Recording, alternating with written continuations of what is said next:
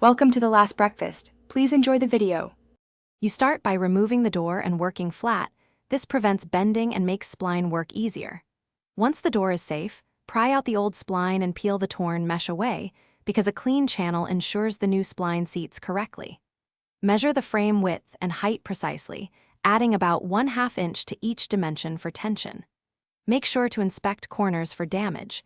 Replace or sand any splinters before proceeding, so the new mesh lays true and holds tight. Once done measuring, lay the mesh over the frame and align the weave so the pattern runs straight. Slight overlap of about 1/2 inch is intentional. Begin at the center of a long side. Press the spline into the channel with a spline roller, seating it firmly but not overcompressing.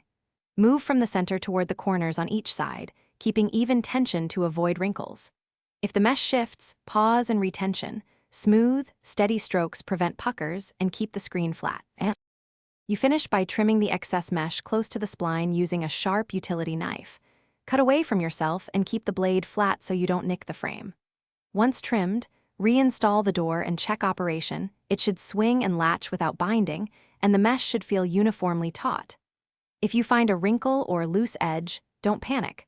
Remove the spline from that section, pull the mesh tighter, and reinsert spline. That targeted retensioning fixes most issues quickly. Thanks for watching. If this was helpful, leave a like and consider subscribing. See you next time.